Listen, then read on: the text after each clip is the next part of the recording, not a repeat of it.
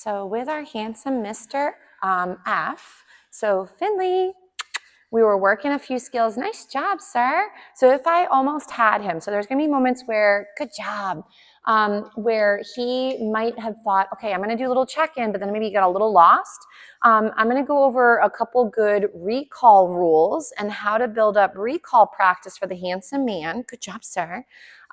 So some of the points that I normally recommend is your 3 recall rules are really important to think about and, try to be careful about because it could ruin your recall for down the road. So recall rule number 1 would be to, and I just want to see if he might go to play. I don't know. Ready? Finley. I want to see if he's slightly interested. Do you want to try this one? Now that he's maybe a little bit more comfortable, he might give it a try. What do you think? So with recall rules, I'm just going to see if he wants to come and play with me, which is amazing. So right now, I know we were going to discuss recall rules, and I'm still going to talk about it while we're maybe playing. So recall rule number 1 is don't make it the end of fun. So what I mean by that is if you tend to call your dog into the house with a recall, and then you end the game of being outside, your pup will start to guess that, gee, every time they call me, the game is going to be over. So the problem with doing recall and then having it be the end of fun is that now your puppy will be less and less responsive to the recall later because it equaled we're all done doing the fun outdoors. So one of my favorite things is while they're outside and they're practicing with you, and this could be in a fenced-in yard, they could be potentially off-leash, but if you're finding that when they're off-leash, they're sometimes non-responsive or they play keep away where you can't catch them and they're always wandering. The other option, I just want to make sure, oh good, my mic is on, I couldn't remember.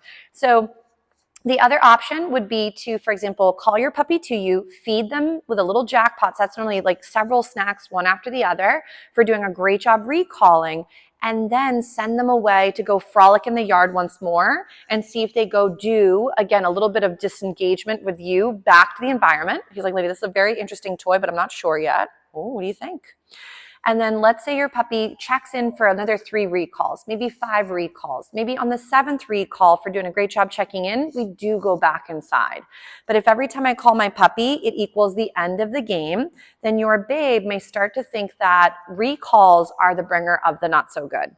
So I did get a little bit of play from him, which was really nice. Even though this, again, this is a flirt pole, which if you've never seen one, it is like a giant cat toy for dogs. And it normally has a critter at one end and your pole and the lead and a handle. And we might get into more flirt pole play with him as well as he's getting more cozy. Of course, now we got the neighbor having the truck backing up. As I mentioned, sometimes there's some noises. Ready? Find it. So I sometimes like to pair the novelty of the environment with the food. So that way it can start to help your puppy create a better association with something that's either a little unknown or a little jarring. This doesn't mean, though, that you're going to take food and pair it with something that's immensely scary. So if your babe was scared of, let's say, tubs, and this is a great way to ruin your recall, which is the next one that I was going to mention, is don't pair recalls with something they find scary. So for example, let's say your dog is scared of tubby time or nail time or whatever. And let's say you're going to take the tub and you're going to bring them into the bathroom. You lure them with a nice big chunk of hot dog into the bathroom and then you close the door and go do tubby time. We will again be sending out some resources where some of you guys have already seen this because you're already previous students.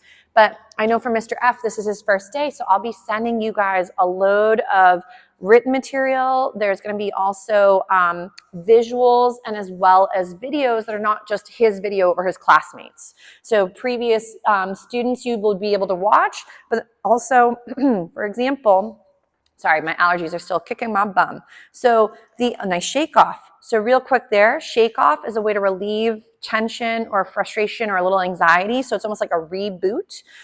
So if you're finding that your puppy's giving you a lot of these different stress signals, doesn't mean he's not doing well, but it means like this is a little bit more challenging than he was hoping, and he's trying to kind of comfort himself and sort of relax. So again, we're just doing a couple little find-its just to help the guy do something other than be flustered by the noises of the building. But back to the recalls is if, let's say I pair luring my puppy with a nice big chunk of hot dog into the tub and then I close the door and we do tubby time, the next time I try to lure my dog and call them to me and I've paired tubby time with a recall, I may ruin the recall itself because it's now been paired. Could it be a tub? Could it be a recall with no tub? I'm not sure. I don't want to do either. So we may find, so ready? Finley. Yes, good job. So gorgeous name recognition. Good job, my handsome boy. So you don't want to make it the end of fun. You don't want to pair it with something scary. And thirdly, for the last recall rule is, let's say your babe has done the silliest thing, like they ran away, they're out in the middle of the road. When they finally come back to you, and even if they thankfully come back in one piece, you don't want to get agitated or upset with them for when they finally come to you.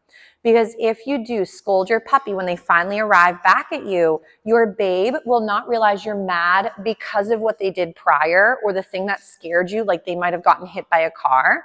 They're going to think you're mad because they came and responded to the recall and came close to you. So remember, your babes either feel safe or unsafe. And when they feel unsafe, that's where those other F's come out that we also go and participate in as well when we're nervous. So typically it would be flight, would be to get out of the situation, fidget, fawn, freeze, and then fight. So again, nice, good job. So right there, yes, for coming into my space, I'm going to feed him for that. So with recalls, you could do this off gear in your home if that's easy for him. That's a great place to warm up. So this is where, again, we got some funny noises from my neighbors. So I'm going to go right here. I'm going to do a little find it. And then from here, I go, Finley, come.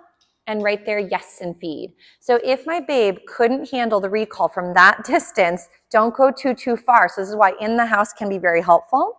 So I'm going to go ahead, send him away. Like if my puppy was already distracted, I wouldn't have to send him away with a find it, but I'm trying to create distance. And then Finley, come.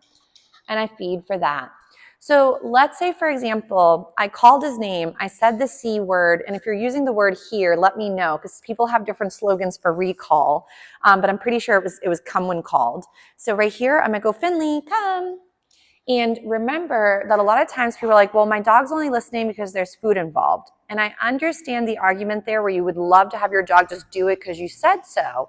But dogs that do respond to behavior reliably and consistently have had a really good foundation of food and reinforcement given for the behavior you'd like to have happen in the future.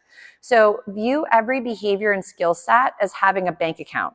So obviously the SIT, going into his little sitting position, is something that he's been reinforced for because he offered it quite readily and often. Remember, the more deposits into an account, the more comfortable and reliable that skill will be. So if you think to yourselves, how many deposits have we actually put into a recall? Then if it's not very many, or if it hasn't been consistent, does my dog even know what it means, let alone do they find value in that behavior? So right here, I would go, Finley, come. And then yes to feed him. If Mr. F did not respond at all, so let's say he's in the yard, he's got his head in a chipmunk hole, you've tried the recall once, nothing. You get about half the distance, and if nothing from there, from the second time you try calling, your babe is completely lost, then I would recommend to go all the way to your beauty and gain their attention there, and then move them away from that hard spot. This is where in the beginning, if your babe doesn't have a gorgeous recall, is don't set them up for failure. So if your dog doesn't have much for a recall and you're hoping you're going to magically recall when they're chasing a bunny, that's going to be another moment where recall loses its meaning, but also that recall doesn't get rehearsed and it gets confusing.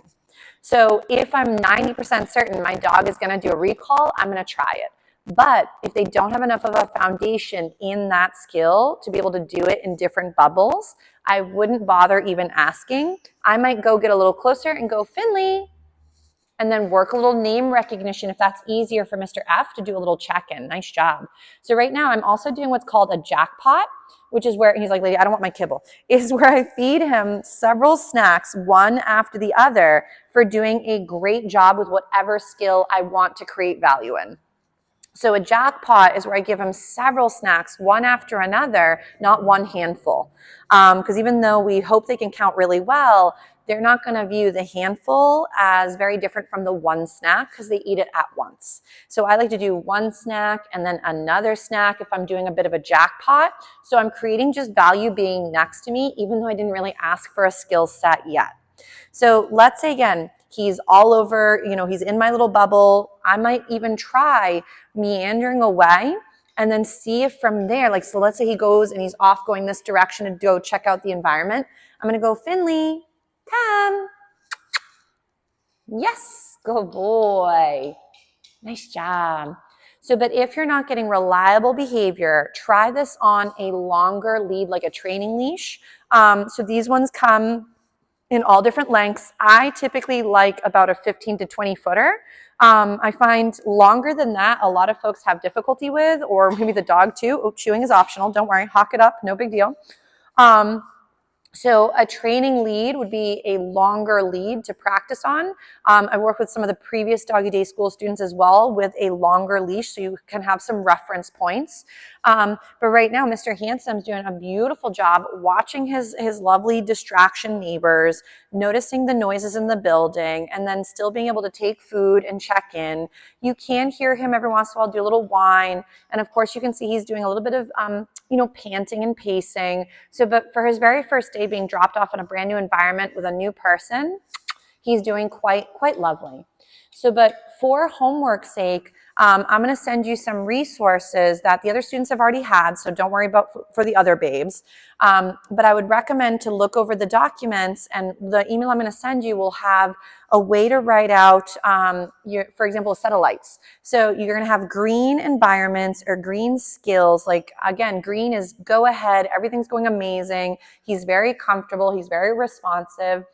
He's offering the skills and he's eating fine. And so he's very cozy with the green environments or behaviors or skill sets. Yellow, like your set of lights, caution. It's going in maybe not the right direction, or they're having a harder time. There's still a bounce back, but they're not, for example, feeling as cozy and comfortable. And then we want to stick to mostly green to yellow for practice. If though you're going to the red, which is the red light, don't go further, danger, stop, that's where your babe is failing. So they're unable to function. They're unable to bounce back. They're not taking food. They're non-responsive. So ready, Finley? Come. Yes. So right now, I'd say he's mostly in green to a couple little yellow moments where he gets a little bit unsure, but his ability to come back is still there. So if you're finding when you're practicing, you are a lot of times working in green super easy, like the home front, to then red and yellow on the walks or in the yard, I'd recommend to take it a few steps back to take several good steps forward down the road. So hi, handsome boy. So we want to make sure that Mr. F is, again, rehearsing things you want him to master and prevent the rehearsal of things we don't love. So management, using gear, equipment, supplies for in and around the home, step number 1. Number 2, make sure that he's unable to rehearse the things we don't really love, because that'll make it where he doesn't get to get better and master those skills. And then, of course, thirdly, is to make sure that you're showing him what you'd prefer. So opposed to saying no to something or that's enough or knock it off, think those words maybe startle him out of the behavior, but doesn't show him what you would prefer or what you'd rather. So always think to yourselves, what would I rather have Mr. Handsome work on versus just saying he's wrong and then he's confused in general and has no idea how to change that skill or behavior or feeling. So, but Mr. S, I'm sorry, I'm losing my marbles. Mr. F did a wonderful job. Ready, Finley? Nice. So we'll give Mr. F a beautiful little break moment because he did so nice, and we'll rock and roll some more skills with all the babes as they progress.